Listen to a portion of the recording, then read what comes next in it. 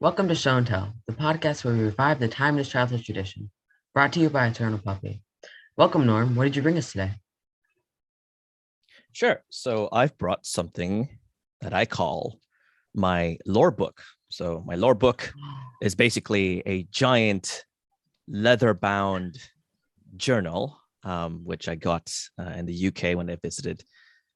And it is a collection of all of my writings, muses, prose, epigrams, stories, and drafts for one of the shows that I do, although it's on pause at the moment, called Tempered Fables, which is basically a professional excuse to showcase all the crazy stuff that I imagine in my head.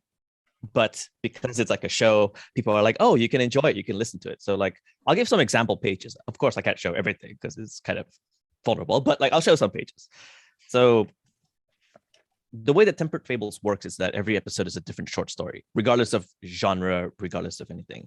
And the only commonalities is that there are some key characters that sort of exist in between throughout the ages. So there's like a timeline, there's a history, there's like a universe. So these are what I call sages in the notes. And this is an example of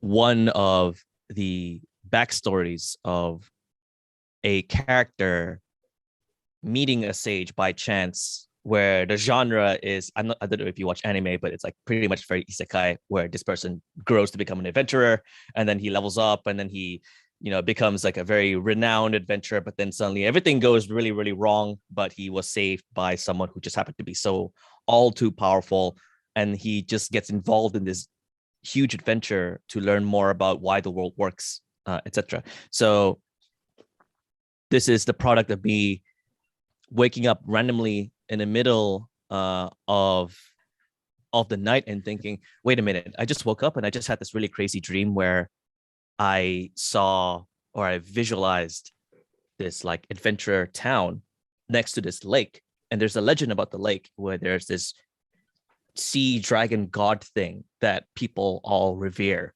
And there's this chant that you're supposed to say, like sort of like a festival every year. And if you say that chant long enough, then the seas will part, or the water will part, and there's a city beneath the water.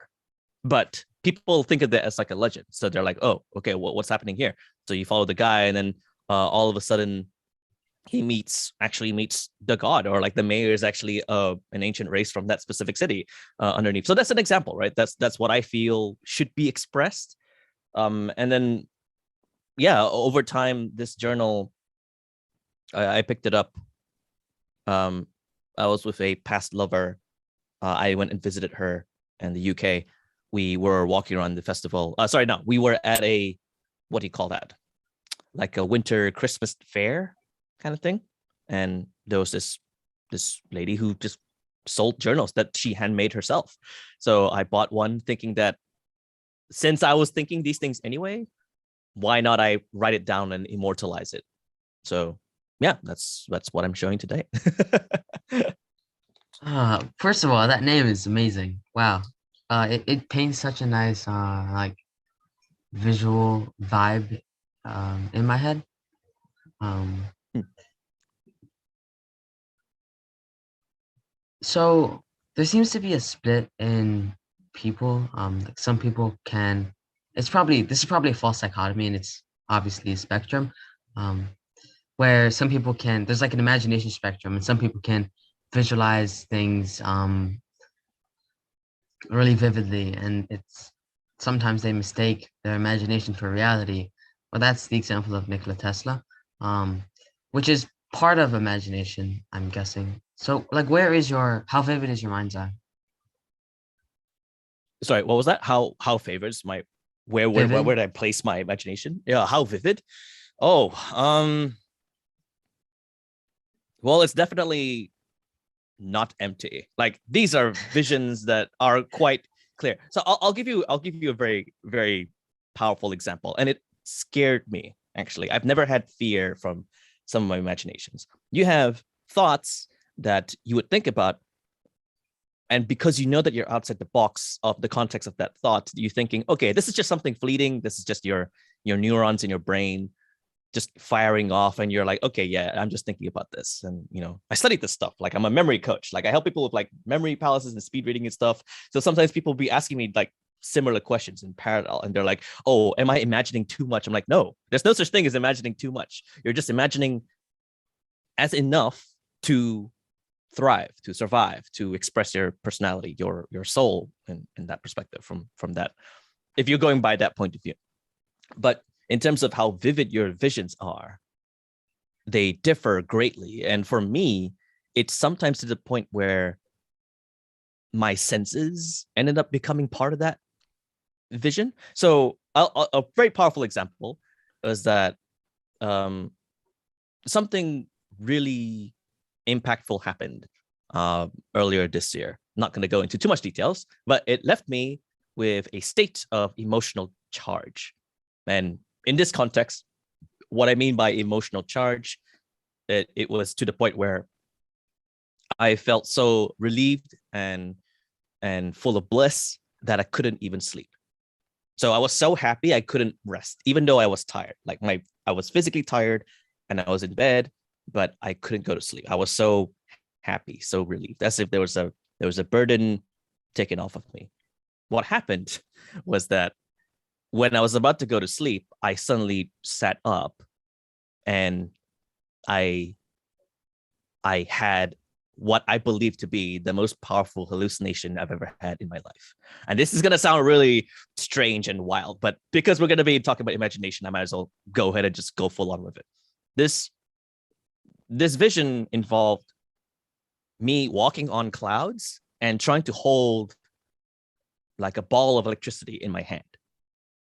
And there's a storm within the center of that ball.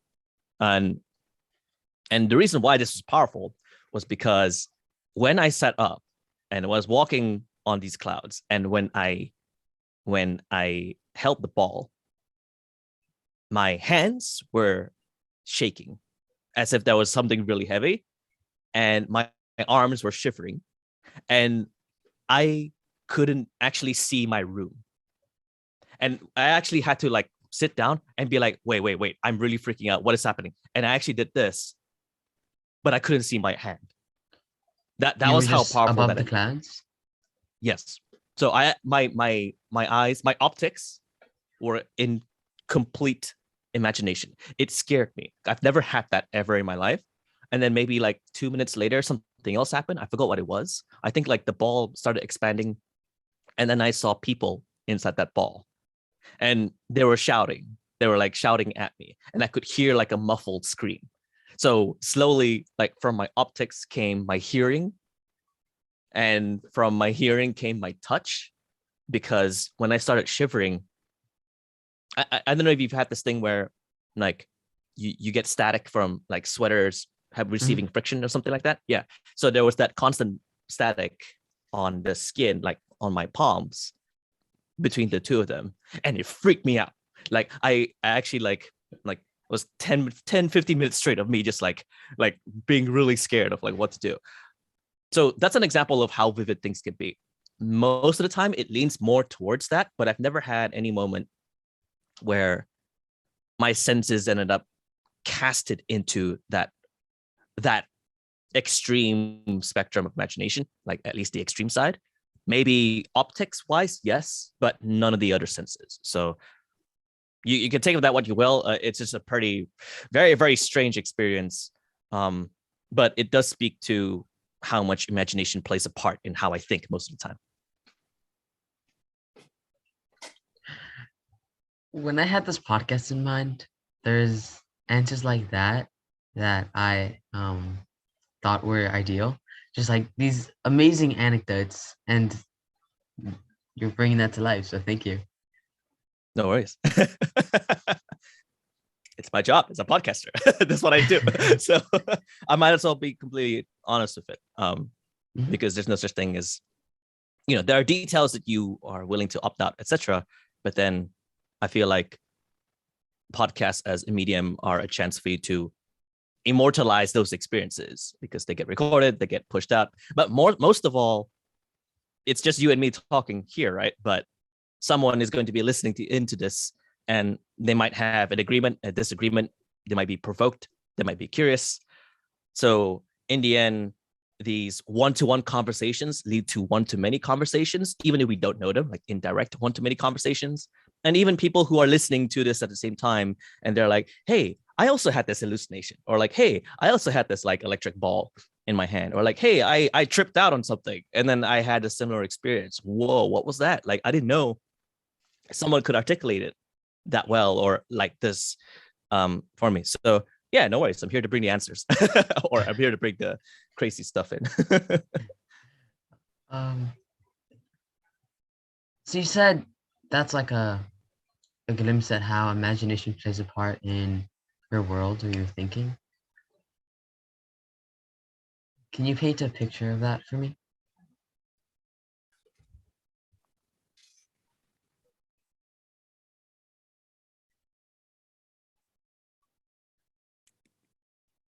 Okay. There are two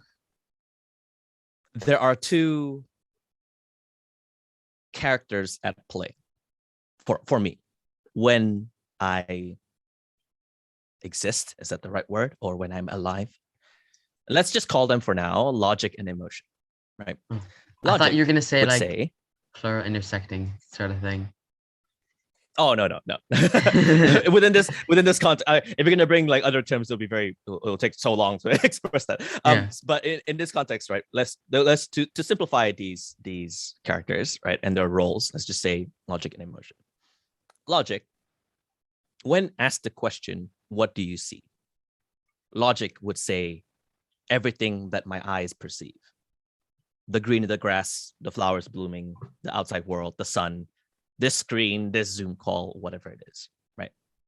And when asked, what can you do with what you see? Logic would state that there are different forms of synthesis that you can do. I can make this connection with the green of the grass and the sunlight, and I can make the conclusion that, oh, without the sun, the grass will die, or like, oh, the sunlight would actually help with feeding the grass, or like nourishing the grass is a better way of saying that. But then that's bleeding a little bit too much into emotion, but I'll get that to it in a bit. So there is this form of order when you speak from the perspective of logic into anything that you perceive. When I say optics, that's just an example, right? You can take it from any sense: smell, touch, taste, even hearing. Now, if we pause that character for a second and we go to emotion, and if emotion, when asked the question, what do you see? That's already kind of a weird thing to ask, because it's going to be very hard for emotion to express something unless it becomes metaphorical. So people gravitate more towards the question, what do you feel when you see? Emotions find it very hard to express the logical articulations of what they perceive. So they navigate around that to get to that same destination. So if what we're saying right now as human beings is like, oh, there's the green of the grass and the sun, and logic says, I'm seeing the green of the grass and the sun is nourishing the grass. And emotion looks at the same thing, and you ask, what do you feel when you see that? Or if you're just too lazy to ask the question, you say, hey, emotion, what do you see? And for me, I say, I see life. I see the cycle of Mother Nature. I see the bliss of the green. I see the meadows as they grow. I see the expansion of humanity. I see the blending of societies with the gifts that Earth will provide. Those are examples. Those are navigations, right? They're just semantics. It's just synonyms to arrive at the same point of the message that you're trying to take. Imagination, to me, is the pickaxe that will carve out as many ways to get to that point as possible. You might think, oh, that's just one metaphor. What about another? And I will give you another. Oh, what about 10 more? I will give you another. Imagination, to me, then becomes a way to articulate what I perceive from both logic and emotion. And true imagination, the most extreme form of imagination, is when that rigidity of orderly logic and chaotic emotion are diplomatic. They're hand in hand. And they give you this accumulative form of expression in the form of some crazy sentence or prose that you've written in maybe your journal, or this insight on life, on emotion that you just can't help but feel. As an example, right? A pretty simple example. Let's just say that there's an American football match and someone runs down the field, gets a touchdown. What's the first thing that they do? They will celebrate, right? They're like, yeah, they're like, yeah, they can't help.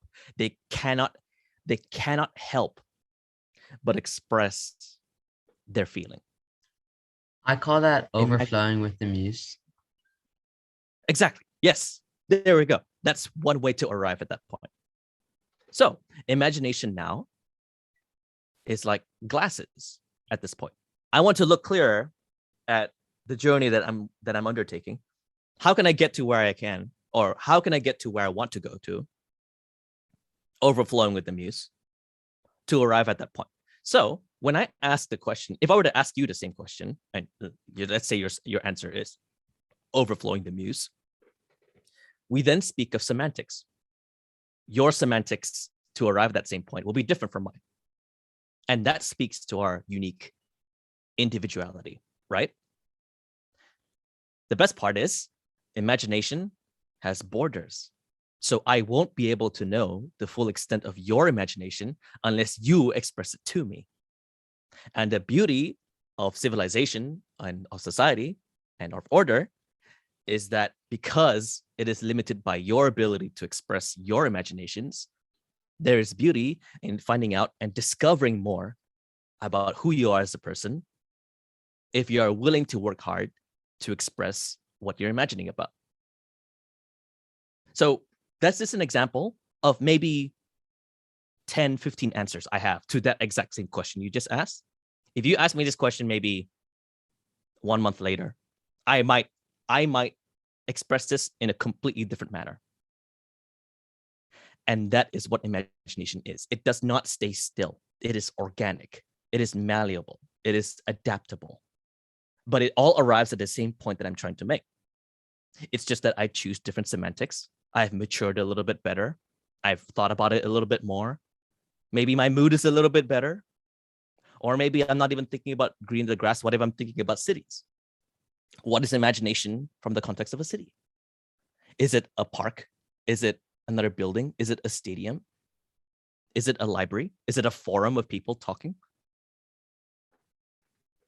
But they don't exist. I'm just talking crap. I'm just throwing words at you, right? This is how deep my tacit definition of imagination runs in my head and how that builds the foundation of how I think. So I'll just stop it there.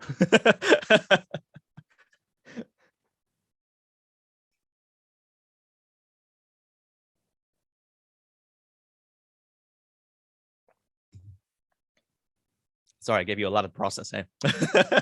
Yes.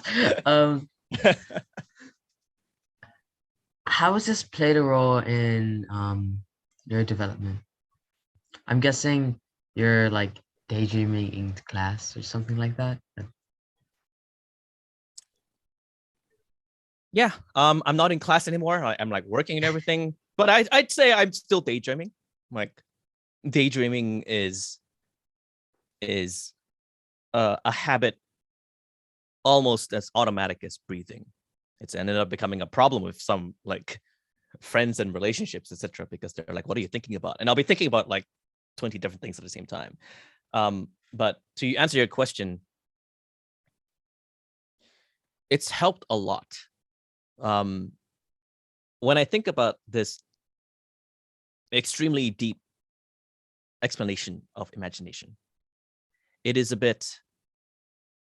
was hard to arrive at that point. I didn't really think about it that much. I thought it was normal. I thought everybody was daydreaming. I thought everyone was the same as me, right? So I thought it was like, oh, if I ask you the same question, I assume that you thought about it as much as I did. Like it's an example, right? Like if you met me say 10 years ago, I would be like, hey, what do you think about, like, how does imagination play a role? And I would think that you had this level of self-introspection as much as other people did. But that's wrong, because people age at the same speed, but they mature differently. And I didn't know that. Different experiences will cultivate you in a different direction. Sometimes for the better, sometimes for the worse. I didn't know that.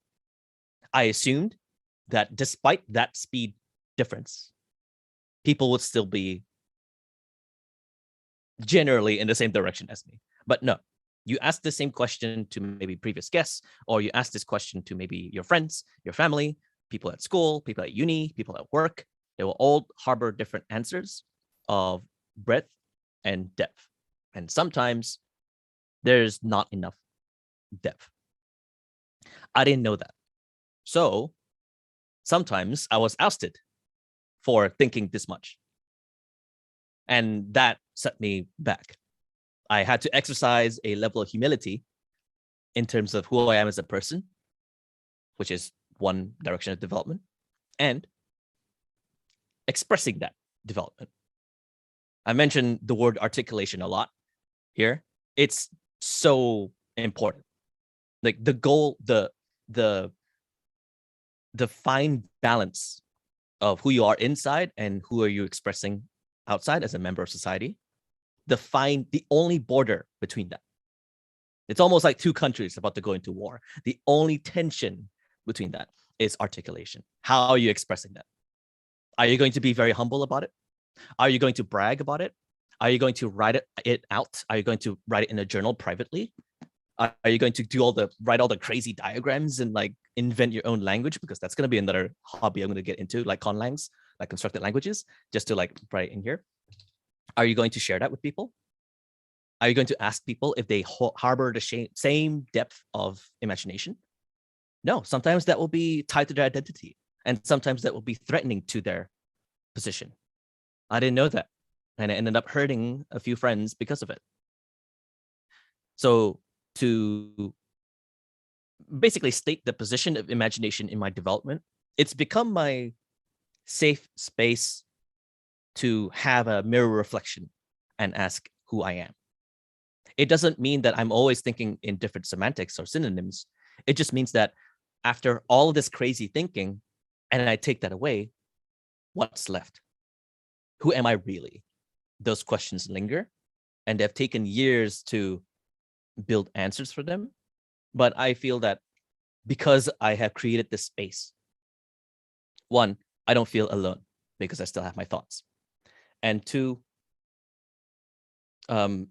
because I have created that space, which is, I guess, rare for people, because I've created that space in my head. What this means is that when I am in need, or when I'm in trouble, or when I feel, depressed or really sad, etc., I can default back to this space. I may feel like really crappy. I might feel extremely poorly conditioned, etc., etc., etc. But at the very least, I have some base level of recovery. There's some default to recovery, and that has helped me. That has helped given me a stepping stone to go back up to a higher level of growth, and this cycle continues. So I can't really say like, oh, because I have imagination, all of a sudden I'm like 200 years more mature. No. It's more like this imagination of mine is my saving grace, my safe space, and essentially my own therapist. It's not going to be always my therapist, but at the very least, it's a start. And then once I recover from there, then I can seek help elsewhere and then grow accordingly.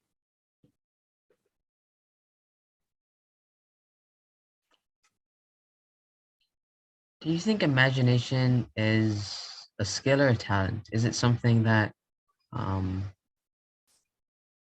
is multiplied by how much initial um, talent that you have, or which is a skill, or is it just something that you're born with?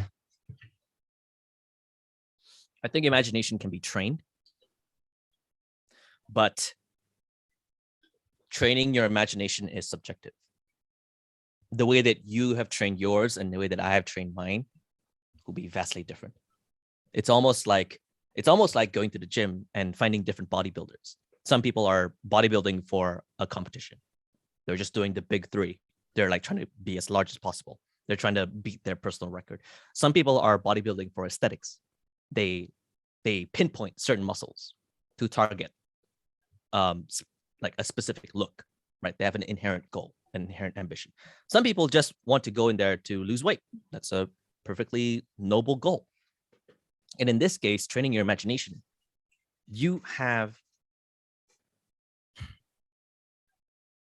another world in you, and you need to train yourself to find the right key to open a door that unlocks that world. So there's a lot of experimentation that comes into play. You need to find the right pen to hold. You need to find the right hobby to express. Maybe when you and I talk about what would the phrase imagination as a spectrum look like if it were an art piece, if we were to take that, right, as a competition, you might express it through blacksmithing or forging like a metal artwork. And I might forge it in the form of a glass art or something like that. Or maybe I will just write a poem. It could be something like that. But we have confidence levels for these kinds of expressions. And imagination then becomes this balloon that expands slowly but surely, and it becomes trained. But it's only when you push yourself in different ways to introduce more tools to allow you to express differently. Because these are like, you're attracting possibilities at this point, right? You're attracting the possibility that you might be able to express this thing in your head through this specific medium. You're attracting something else. Let's try it with this hobby. Let's try it with this this way or this outlook. Let's try thinking the same thought, but in a different language. How would it be different? I don't know. But that will have a percentage chance of introducing synthesis. It will have a percentage chance of attracting metaphors. It will have a percentage chance of discovering more questions you might want to pursue. And all of those feed into imagination.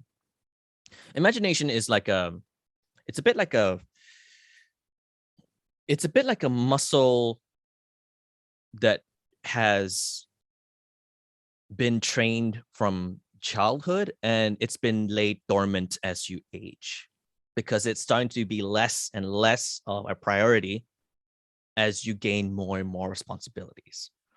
So retreating or reverting back or returning back to childhood, that childlike soul, is unlocking that dormant state.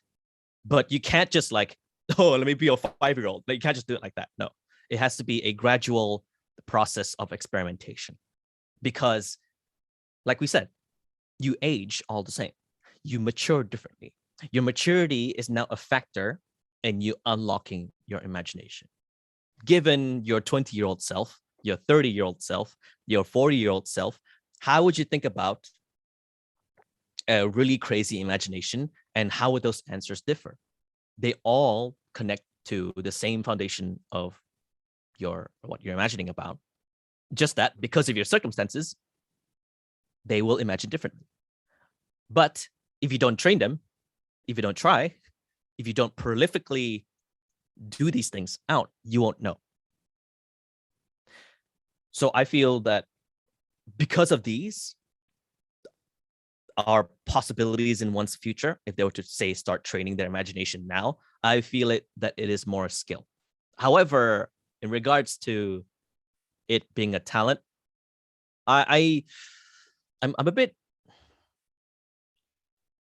I'm a bit, my confidence level for stating it like that is a bit low, because most of the time we look at successful figures as powerful Imagineers, as we can say, right? Engineers of imagination.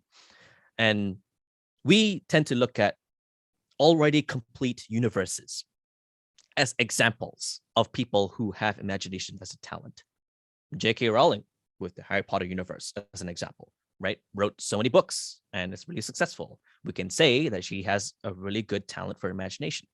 But do you think she can unlock that same universe if the Harry Potter franchise was a podcast? I don't know. If it was movies only, I don't know. If it was just lectures, or what if J.K. Rowling was a D&D man, like like a dungeon master?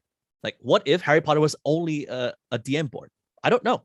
We don't know. We don't know, right? But she chose the best medium to express 99% of her universe. And we, as the audience, have the benefit, the privilege of experiencing that through her. So her talent is not in imagination. Her talent is in expressing her imagination. And that is also a skill. Once again, we come back to articulation.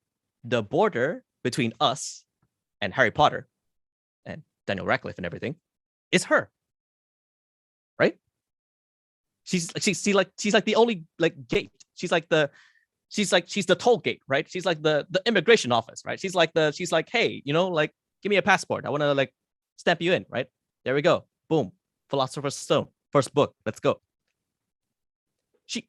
That's her talent. Her talent is managing that. Her talent is the articulation. So if once you know that there's this powerful relationship, then yes, you can cultivate that universe as a skill. And you can cultivate the skill in expressing and translating and allowing people into your universe. And once you understand that, or once you take that in slowly but surely, the word talent just becomes irrelevant. No one's going to care if you have talent. They just want to enter your universe. So help them enter your universe and train. So, yeah. So my intention behind asking that was to, if I had a chance at having that universe in my head, because yeah, this is something sort of a recurring theme in my life, where I talk to people that have two worlds, the one in their head and the one outside, and the last time I had this conversation, I had a conversation like this about imagination. I then spent a week trying to cultivate my imagination, and then sort of gave up because I was comparing myself to the other person, which is a recipe for disaster. Yeah, that's pretty bad. Comparison is one of the worst enemies. I understand that feeling very well. Yeah.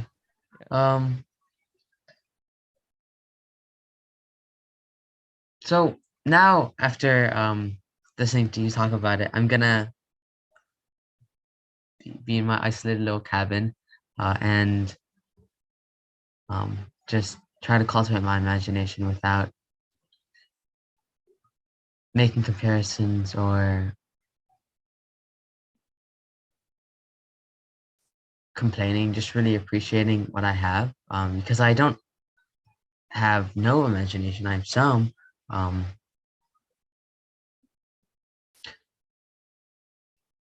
Do you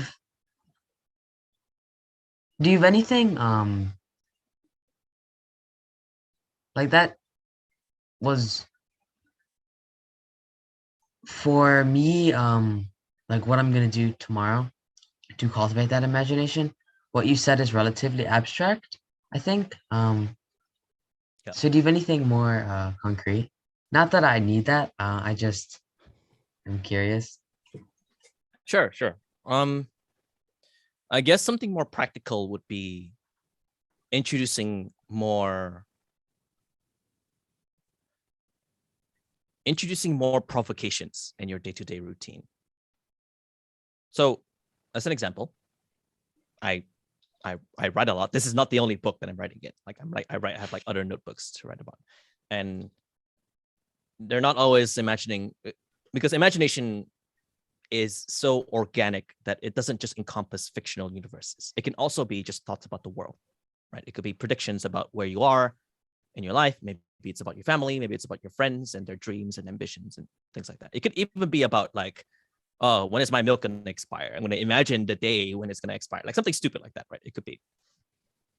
And this ties down to your relationship with your ability to perceive and observe. And this is the big one. When you imagine and when you express your imaginations, and I ask you now, what is your universe? There will never be enough words to describe all of it. We will have like a 50-year-long podcast episode if you're going to be telling me about all of your imaginations, for sure, right? And to combat your notion of you saying that you have some imagination, I believe that is wrong. I believe that you have unlimited imagination, but you have some skill in expressing that. So now the goal is to train it.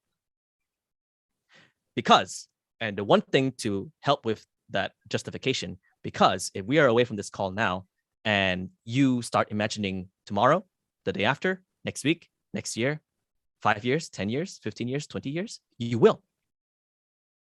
It doesn't run out.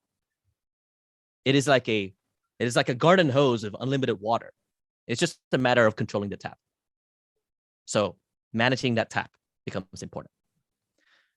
To allow this management of the tap of imagination, or this like liquid beauty of your universe, you must first understand how imagination is formed from the intangible, all your crazy thoughts, to the tangible, which is your expressions. How is it that you're, like, for example, right? Like, let's say last week you wrote like a poem about nature. How is it that you were thinking about something and then you just suddenly feel compelled to express it? It is because you perceived or you observed something, it gets received, and then it gets into the meta space of your head and intangible, and then you re-express it out, atangible. So in order for you to cultivate your universe, you must first understand, what are you actually perceiving and observing every time? I do what I call a sense audit, like every year, where I take all of my senses. So my sight, sound, was it? I'm blanking out because it's early in the morning. Eyes, ears, nose, mouth, and skin. And I do an audit of what I actually do with all of these. And I add a plus or a minus at the end to state if this observation is a positive or a negative one. An example would be, for my sight, I have a window right behind this laptop. I have a window, and sometimes I like looking out to see how green the trees are. And that's a positive because it calms me. But then I sometimes feel pretty sad, so I doom scroll on Twitter. That's a negative. With my optics, right? It's my eyes are like, so you write this long list for all of your senses. And then you introduce another column at the end for your final sense, which is your thought. Imaginations are merely put under the umbrella of thought. So how do these perceptions feed into the space in which your imagination exists? If your universe is a galaxy, if your imagination is a galaxy, then your thoughts are your universe. Your thoughts are the Big Bang that allowed everything to exist, right? Now you speak of law. Now you speak of your gravity. Now you speak of physics. What are the physics of your thinking? And all of that can be defined by everything that you perceive out in the real world, and you feed it into your head, and you're like, okay, now that I understand how the world works through all of my senses, how can I express what I imagine, the intangible, back out into the world? And this, like, it might sound crazy, right? But if you are this particular about what you observe, what you perceive, what you receive, then you are, in actual fact, respecting your universe even more than usual. You are feeding the positive into your universe more so than the negative. Once you do the audit, find ways to get rid of that negativity, all the small points. because you want to prioritize expressing your imaginations more than succumbing to desires. Maybe if you're feeling sad and then you default to a vice like smoking or drinking alcohol or something like that. That could be possibility. There could be like a small bottleneck in that process that will prevent you from thinking, hey, okay, I've been feeling pretty sad because I've been on Twitter for too long. Let me just turn off Twitter for a few days and just take a walk outside. That could be one. So audit all of your senses. The second one is take a walk. Actually helps a lot. These are like automatic physical functions that help with your physical health. Remember, the mind is carried by the body, and the mind also leads the body. But the body also carries the mind because the body houses the mind. So you need to take care of your health. And once you take care of your health, you are in the most optimal condition to imagine. You are in your best shape to be like, hey, wow, I've been doing amazing sessions at the gym. I've been jogging, I've been walking, I've been taking care of my diet, etc. Now, I'm in the best position to be the ambassador to meet my universe and to bring them in. I want to introduce you to what I imagine. How can I be in the best condition to do so? When I'm, least fat, or like wearing a suit, or like grooming myself to be more proper, more formal. I respect and I admire my universe so much that I, as a vessel, as a physical vessel, as my body right now, must be in the most prime condition possible to express to you my universe. When you have that thought in mind, reverse engineer it. I have these universes. They're locked. No one knows them except me. What is the best way to be a beacon of conversations that will attract those who I may potentially cherish so that I can introduce them my universe? And you answer those step by step. You're doing a great job already by having healthy conversations with people on the podcast. That's a great start. Now we speak of your physicalities, your mental environment. Are you cultivating things well in real life? How are they affecting your imaginations? Earlier this year, something bad really happened, and I had a huge block. Like, I have this book, right? I'll have you know that it's only 1/4 finished. Like, only 1/4 is written out because something bad really happened, and I just actually could not imagine. I was actually scared for a second there because I was like, oh my God, I can't unlock it anymore. I can't see it. It actually freaked me out. I gotta say, I kept that to myself. And I had to slowly receive myself again with compassion and accept that such things have happened and that I must march forward regardless. So I need to take care of myself more. And all of these ended up helping with, one, can I be the most powerful version of myself to be the translator for all this? And two, how can I be so accommodating for anyone around me so that slowly but surely I can trickle in a little bit about what I really think with them? So these are some high level thoughts to like keep in mind all the time, and then you reverse engineer it to something that's more step-by-step basis. So adding a little bit more, 20 minutes of writing on pen and paper. Don't have to worry about what's in there. Just write crap. It's fine. No one's going to see it, right? And then later on, then you write again. What can I publish today that will warm someone's heart? Like, these are questions that can serve as North Stars for your level of expression. That's an example. And sooner or later, you will find your own unique North Star. That is the best way to translate everything that happens in your imagination.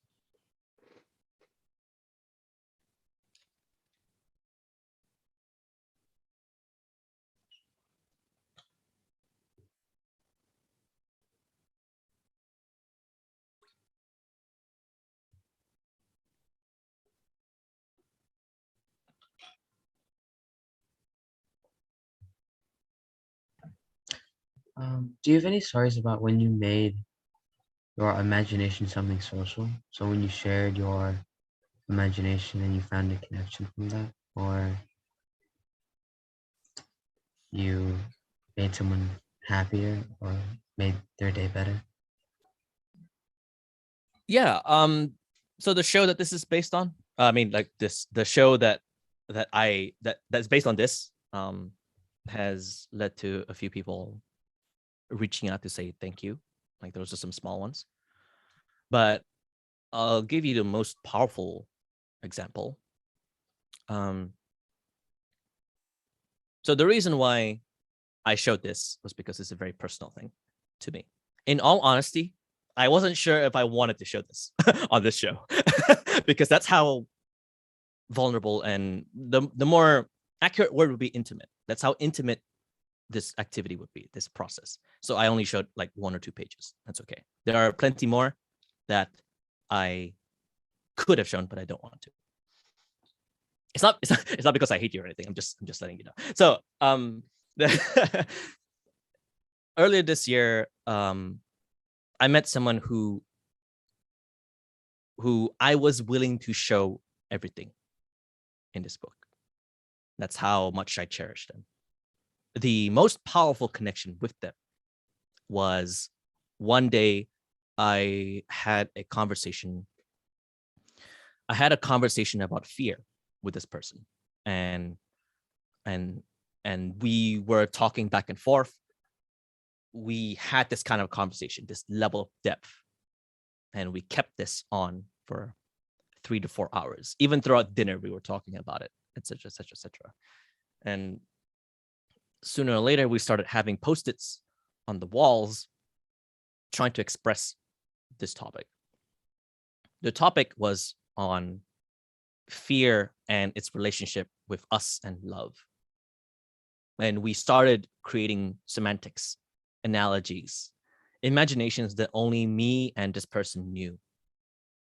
So even if I try to explain everything to you, you will never understand. That's how precious this bubble between us is. As a result, one of the pages in this book is a narrative of that exact image, that exact imagination. So as we were talking, I started writing a draft outline while talking about this exact same thing with this person. And they started contributing to how the story might flesh out. And the significance of this character. This character should have this kind of anomaly or condition because that represents fear as a form of hesitation. That could be an example, right? One of these pages then becomes a story that I co-wrote with somebody else through our thoughts. And that is a connection that can never be taken away from me or them, and no one else can ever capture. It becomes a very unique signature that only exists between the two of us.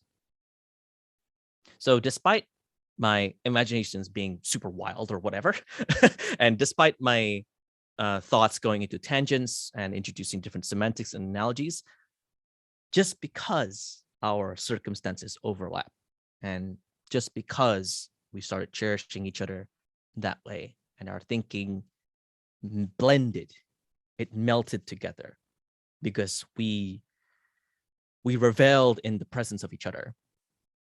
When we started imagining together, something came out of it, and that becomes a powerful connection that I will remember for the rest of my life. And that's also great evidence to say that I will have unlimited imagination, because unlimited imagination means that imagination not only is living through me, but it exists in parallel with the imaginations of others. And you will then have this, like, imagine they're ships, right? They're like ships sailing in parallel and they're like talking to each other, these two universes, and they're like, hey, what are you thinking about? Like, hey, what are you thinking about? What are you thinking about? And then there's sparks between the two of them that will result in something more cumulative, something that multiplies, something that expands into something unique in itself. And that is basically friendship, intimacy, relationships in a nutshell, right? because we always live in parallel. And when we live in parallel, we start to find commonalities between the directions that we um, that we sail towards. And imaginations can be one of them. So yeah, that's one powerful connection that I cherish.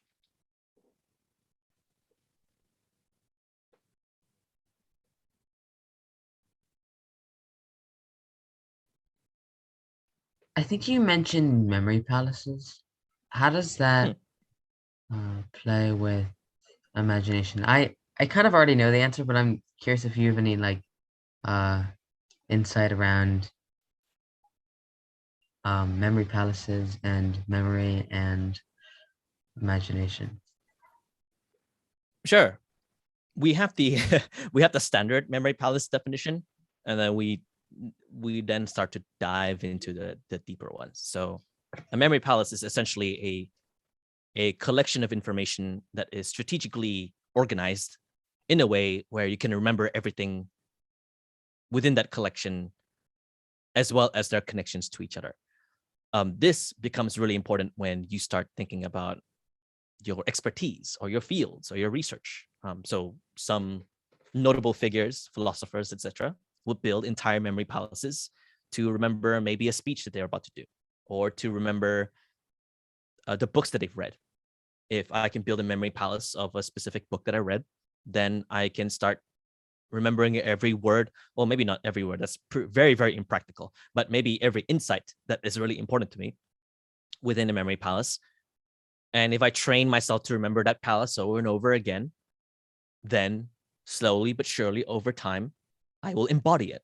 The goal is the embodiment of experience. Books are just packaged palaces of insights and wisdom. Your goal is just to embody that, like put that in you, right? Install it in me. Like that's the goal. That's why people read, right? That's why people read. They just want to install it, right? The interesting thing about memory palaces is that when you learn about memory palaces, people think that it's a palace. The first shape that you train with for a memory palace is your own home, because the general observation or pattern is that you are most, like your home is your most memorable location, because you're always like, you're literally like here, right? Like you're at your home right now. So that's the best way for you to assign information to specific parts of your house. And those items in your house become markers. So markers are just things that you assign these thoughts to so that it's easier to remember them. When I learned about this, I was like, this is pretty cool. And then when I started training in them, I thought as well, this is pretty cool. But then the scalability of them starts to become a factor in me in particular, because I grew up in multiple countries. So I don't really have a home that I remember that vividly. So my palaces ended up becoming not palaces, but maps or locations that I know, that I've visited. It could be like a museum. It could be a location in the country that I visited. It could be in one of the places that I used to live in. It could be the park nearby. These end up becoming the locations where once I observe that place and I think, wow, this feels really important to me. This place feels amazing. Let me memorize this place. And once I memorize this place, just like how you would enjoy a fun time with family and friends when you're traveling, you just remember it because it's such a fun place to be at, right? So that's you remembering a place. So why not use that place, use that location as a memory palace? So I started assigning bits of information to my memories, my travels, my locations. When we think about imagination, imagination is merely the glue that holds that relationship together. All of information, all of insight, all of your memories, all of your locations together. I'm testing out an activity now where I wanted to learn more about memory palaces, not of fields, but of actions, like activities and hobbies. So I wanted to make a memory palace using people. So if I know a painter, I can pretend to make a memory palace where the painter, who's like, let's just say it's a close friend of mine that I've known for 20 years, is giving lectures at a uni about Renaissance art or about the the trade economy of Japanese ukiyo-e art. Like that's an example. I then use the concept of memory palaces, but using other senses, hearing, remember back to sense audit, right? Hearing, using touch, using my memories of this person because this person is my good friend, to remember entire fields of my interest. And they are powerful because I know this person's a painter. So I guess to summarize, memory palaces work really, really well until they reach a certain critical mass. And that's when you start re-articulating the definition into your own hands. So maybe in the end, my palaces will look very different from yours. Maybe you might express it differently. Maybe you might use different people. Maybe you might use different rationales, because there is no right way to make a memory palace. There are just principles that will help you to remember it. Because in the end, it's just a technique, right? As long as you remember the thing, it should be fine. Like some people remember lots of things and they just don't have palaces. They're just like, they're just smart, way smarter than me. So so I have to keep up. Like I have to like use these like hacks to get back to be equal. But yeah, those are some example relationships.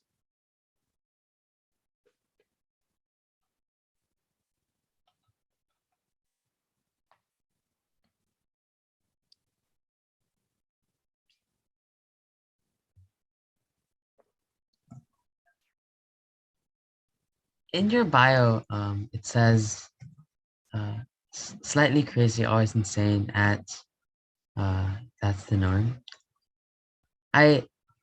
Is that related to imagination? Or is it related to other things? Is that related to imagination? I say yes, but I think it's, like mentioned earlier, it's related more to the expression of imagination. The difference here is that I recognize that everybody is thinking and imagining all sorts of things. The goal or the difference here is we now must look at a spectrum of hesitation.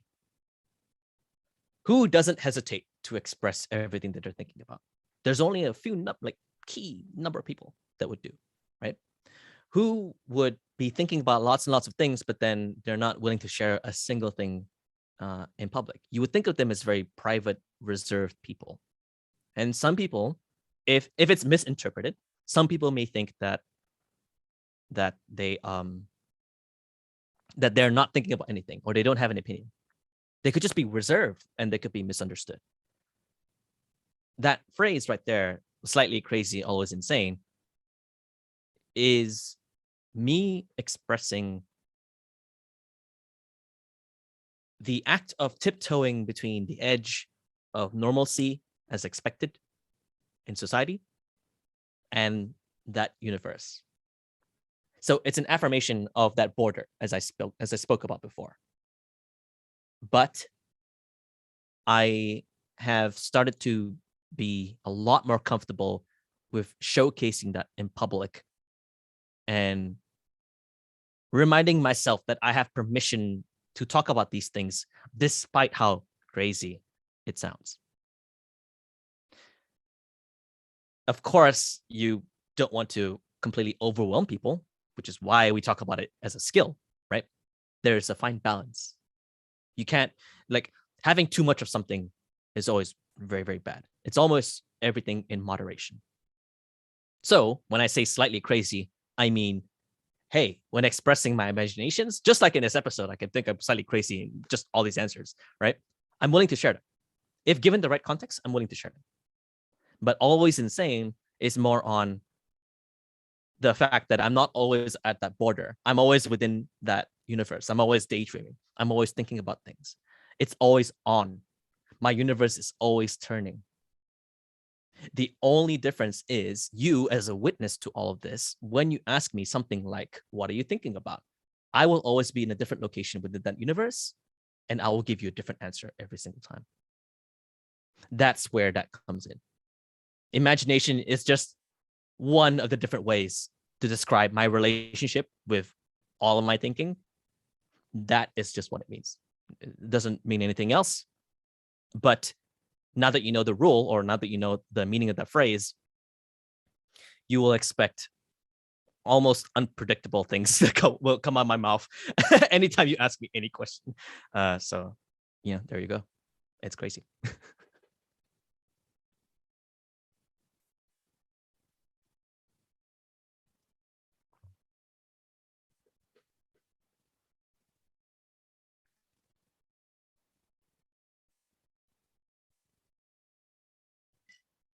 Can you sort of adopt a piece of fictional work like into your universe, or how does that those play with each other? Can you adopt? I mean, I used to do that, so yeah, you can. There comes a point, of course, where once you have embraced another universe, you must speak to your role in that process. Are you just going to have your universe be defined by Lord of the Rings, for example? It's a great example, right? Some people are diehard fans, and that's okay. That's very admirable. But as persons of imagination, sometimes you have to ask yourself, where are you in that universe? If I take away Lord of the Rings from you, who are you? Some people will actually have very difficult times navigating through such a question. If I take away something that they have consumed for most of their life, who are they? Or what's left? What's left is the more, shall we say, nihilistic question here to ask, right?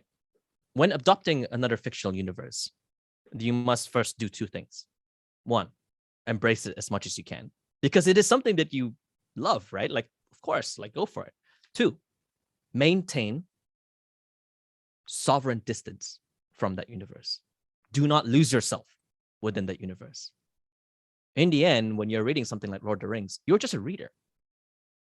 You're experiencing it, yes. You are immersing yourself, yes. But once you close the book, you're back to just being yourself. You're a human with your own universe. Your universe lays dormant. It should not be conquered by another fictional universe. When adopting, find inspirations in how it's structured, not its contents. Because what your contents are what will make you unique, right? In what you expressing those things. So let's just say, right, if I'm just like starting thinking about this, I'm like, hey, I've been thinking about these things, but then I want to express it. I want to be a writer or whatever. And then I read Lord of the Rings, and let's just say 90% of my stuff is inspired by Lord of the Rings.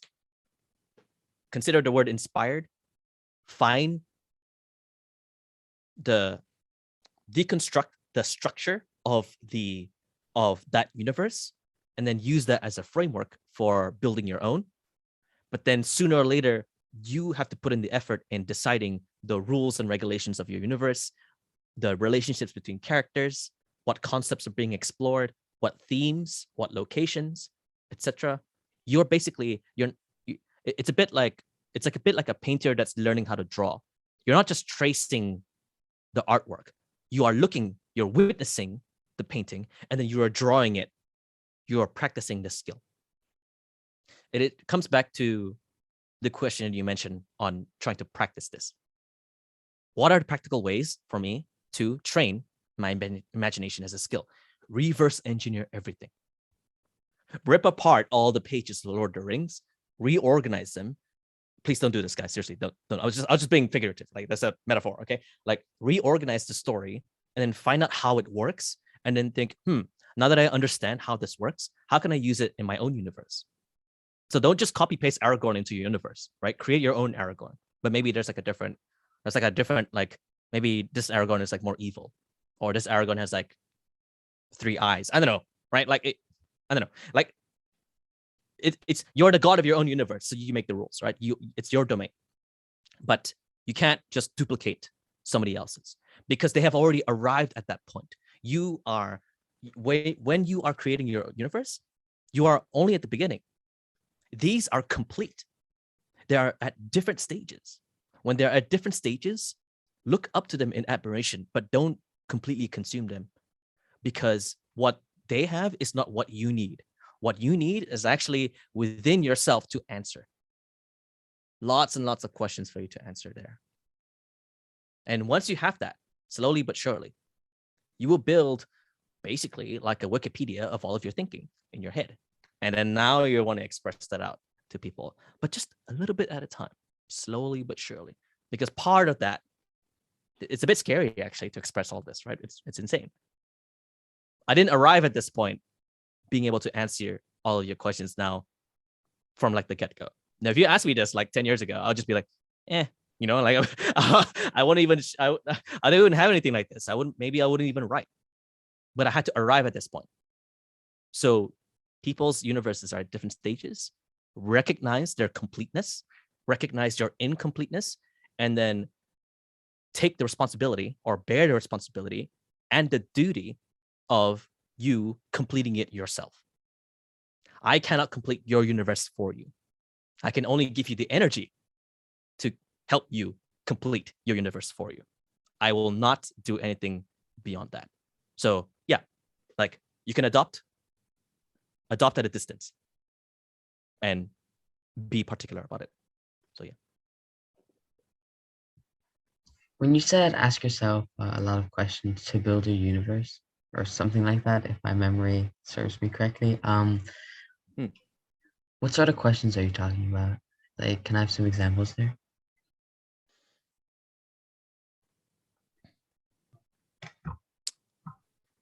Okay, so these questions can come out of nowhere and everywhere at the same time, and they don't come out of a vacuum. Most of the times, these questions are formulated throughout your perceptions and observations, as we mentioned before. So if you notice that, I'll give you one example of what questions that I have been thinking about, right? Lately, I've noticed that I've been hesitating a lot, just in everything. I would just default to doing something else. I would hesitate. Sometimes I would hesitate to write. I would have this inherent desire to want to write a story, and then I will just suddenly hesitate. I will just sit down and be like, I don't want to do this. And then I just lie down and then I go on Twitter or something like that, right? It's just something stupid. So I'll have you know, despite all these answers I've been giving you, I'm not perfect. It happens to be a lot. So I noticed that I've been hesitating a lot. Now, in a state of self-introspection, I asked myself, what is the role of hesitation within my life currently? That's one question up into the ether for me to think about.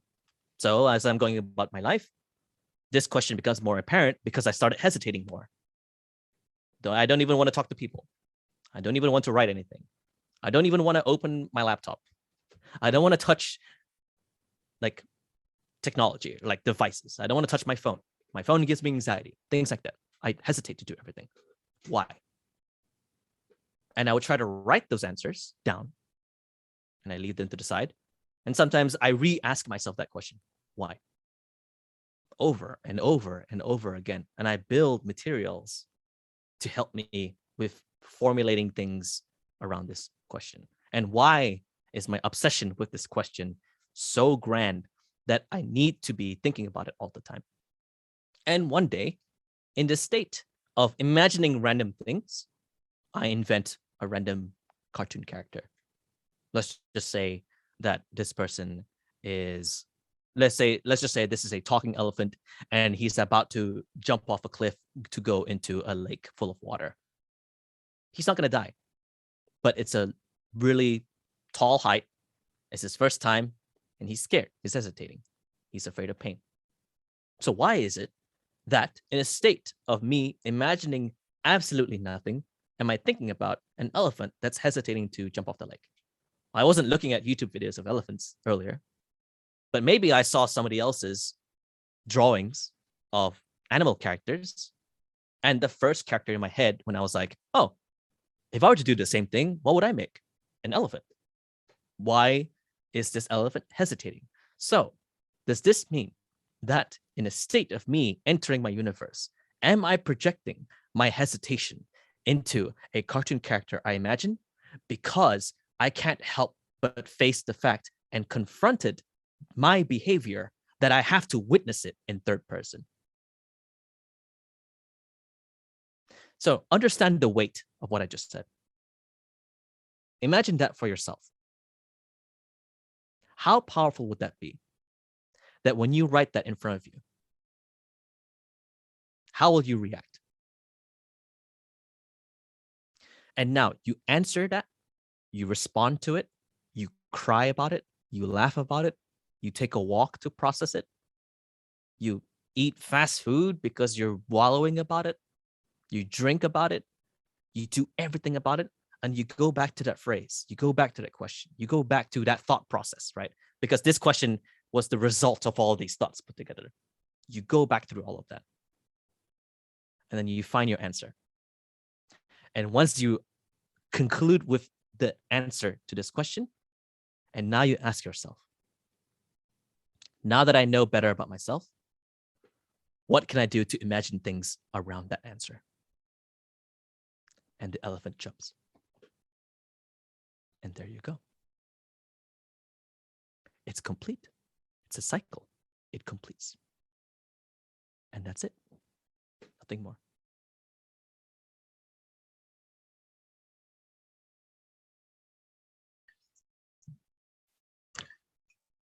I think when I mentioned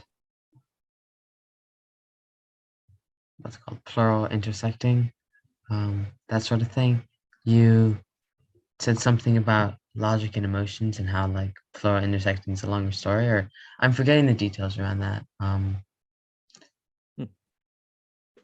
So can you like expand on what you're thinking at that time? Right. So I guess to expand on the foundation of that answer, I have way more characters in my head that express these kinds of things. Logic and emotion ended up becoming the most simplified version of explaining what I believe to be called the multifaceted human. So some of these characters that I invent in my head help me to dissociate my current well-being or my current self from the situation so that I can look at something with a certain state in mind. So a certain state of logic. Maybe I am in a very, let's just say, passionate argument with someone and everybody's emotionally charged. Can I dissociate myself by switching to my logical character? And then I look at it from outside the box and I'm thinking, oh, I have misunderstood. I'm sorry. It could be, that's an example. But to expand more on that, I guess plural intersecting is one way to look at it, but I have way more characters to describe different facets of myself. So logic and emotion, of course, being two of them. Another one is on curiosity and questions. We have one on warmth.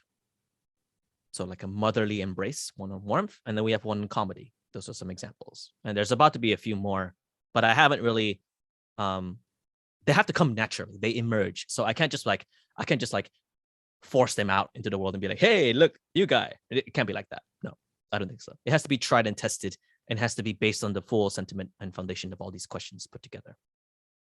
These characters exist because just like the example that I gave you about hesitation and all that, a number of those have intersected and have formulated and became personified and have ended up becoming a character that I now hold.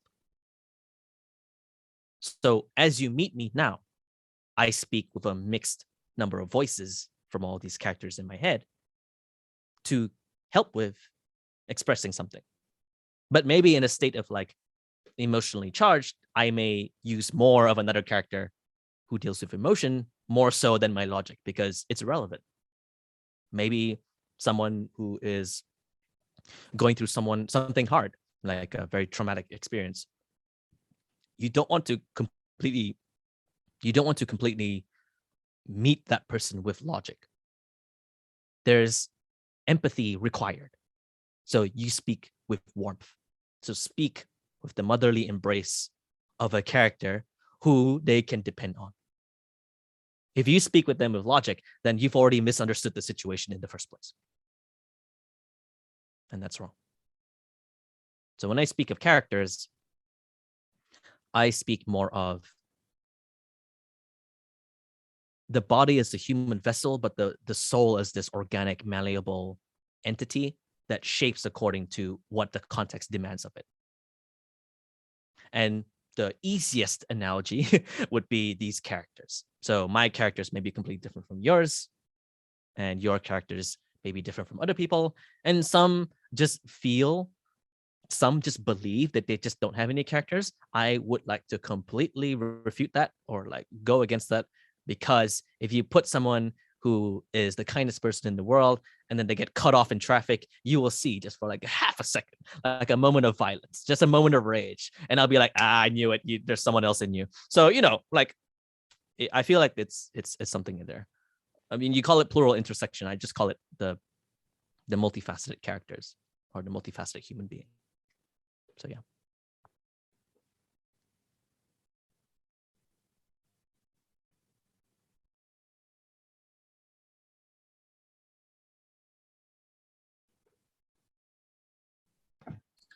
What do you think gives stories a depth? Um, like I've heard Neil Gaiman be praised as a world that you couldn't imagine, a world that feels as real as ours. What do I think gives depth for stories?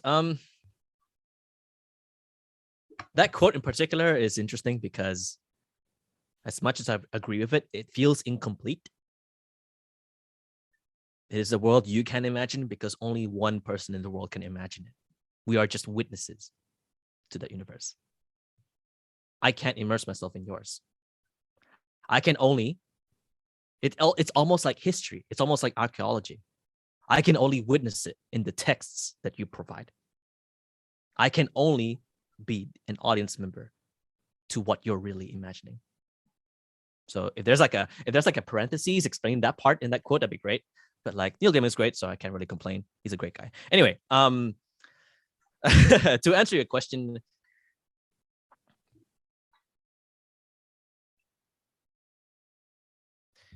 I feel like the depth comes from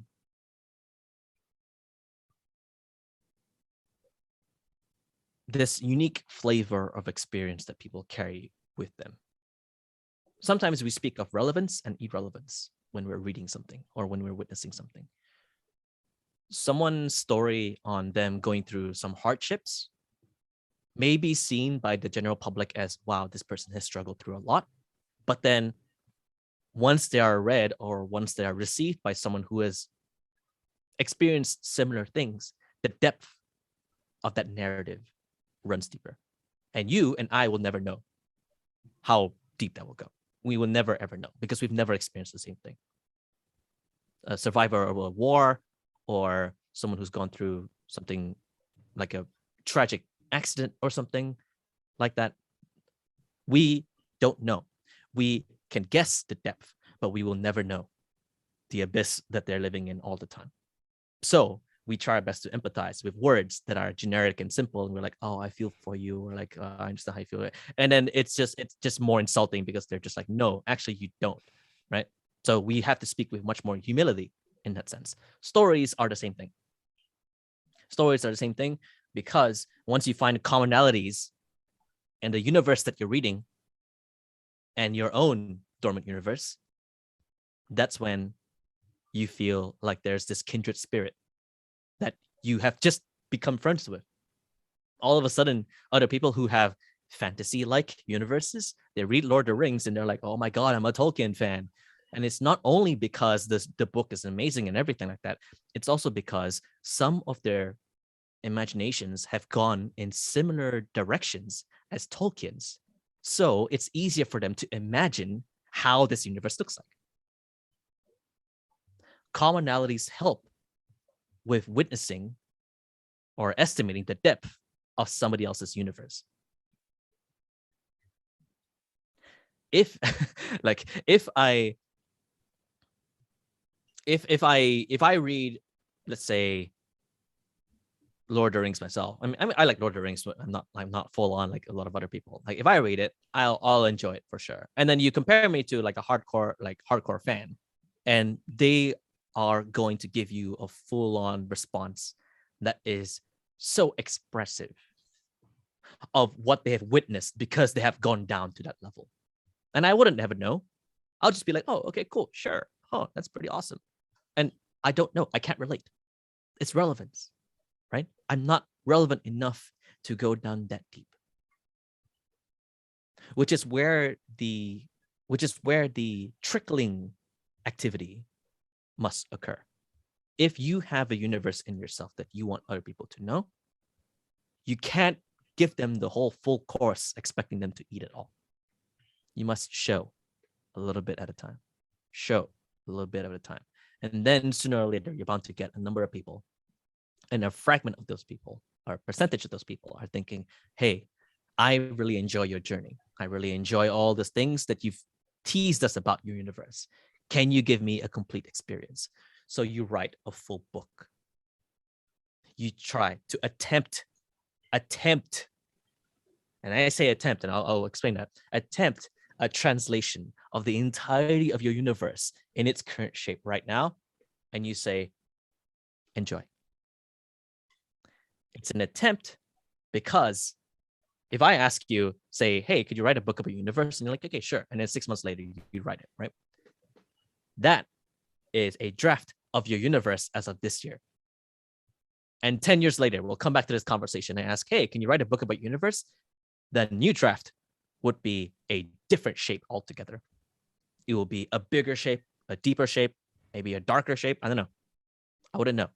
But because I trust you enough that your universe is interesting, I will read it regardless. So it's relevance, pure relevance. And I think that's how art works, because art exists to provoke us with curiosities, with questions, with answers, with lines of thinking.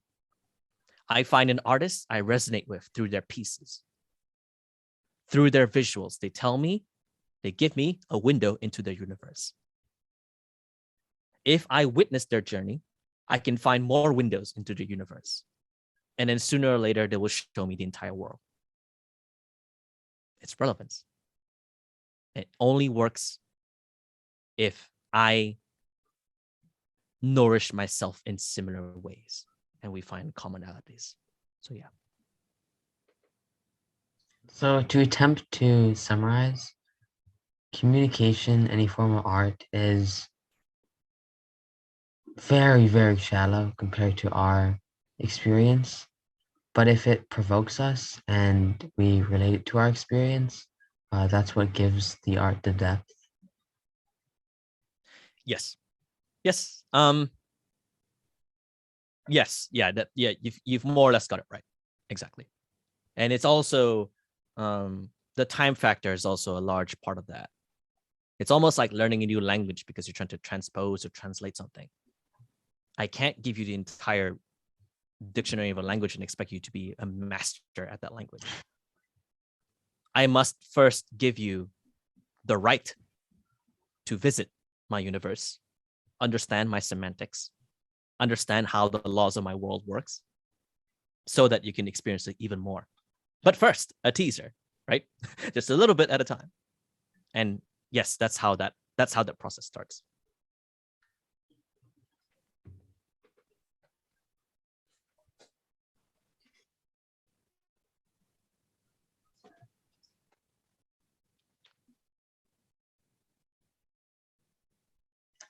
I'm just feeling a glimpse at a new world, and I'm really excited to explore it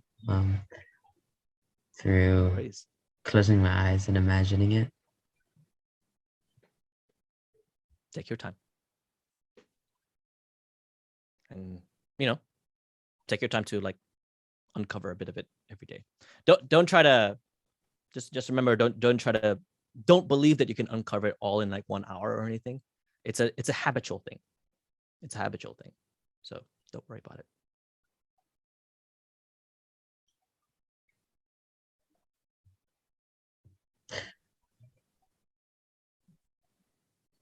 If I ask you what you're thinking about now, would you be able to tell me like what, like where you are in your mind universe?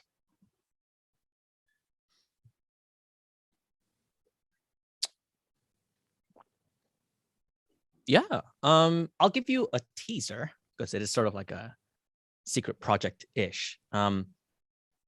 So a lot of these are fictional imaginations of different characters. They range from talking animals to weird, crazy humans to like nightmares and stuff like that. But recently, and I guess throughout answering your questions here, I've been thinking about one world that I completely forgot, a draft that I forgot years ago, and it surfaced up recently in my notes. And it's the story of a boy who became an emperor of an empire, and he was forced to mature to lead a country. So these characters come in, his advisors, his old friends, because he's like an orphan that got picked up by the king and stuff like that. And he was forced to speed up all of the insight and wisdom he was meant to receive because circumstances compelled him to basically grow up as fast as possible. So I speak of that age and maturity arbitrage where people are doing both at different speeds, right? And that world has been becoming more apparent to me because in a state of peril, I started learning more about myself. So I feel like I'm projecting my own problems into this character who is an emperor, who is like, hey, you know, you have people working for you. What will you do in this situation? And as I'm writing out these like drafts, I'm like, you know, I wish I had a Seneca looking philosopher dude come up to me, give me advice on how to lead an empire, because I wish I had that advice right now. And I'm projecting. And that's going to be one of the many chapters and conversations and thoughts in that. And I don't know how to, at the moment, I don't know how to organize it. I have a feeling it's going to be a bit like a biography, but it's like a biography with transcripts of people talking. It's a very, very weird format, but we'll see. That's where I am right now. Like a fictional biography or an autobiography? Fictional biography. Okay. Fictional biography. Yeah. Not autobiography. I haven't heard of a fictional biography before. Interesting. But the joys of fiction are that the formats are malleable. You can just play around with it. So yeah.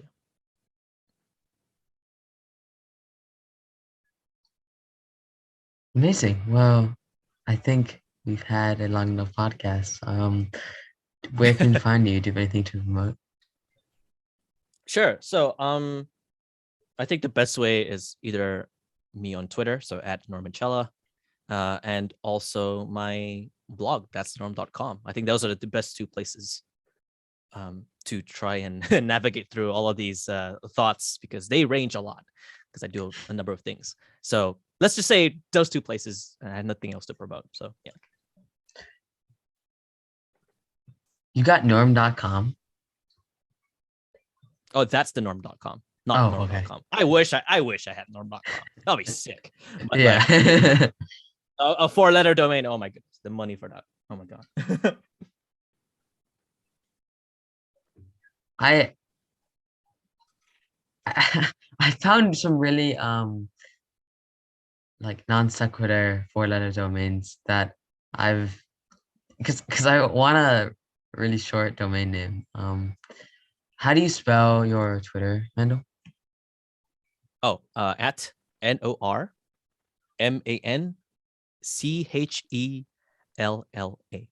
So Norman, CHELLA.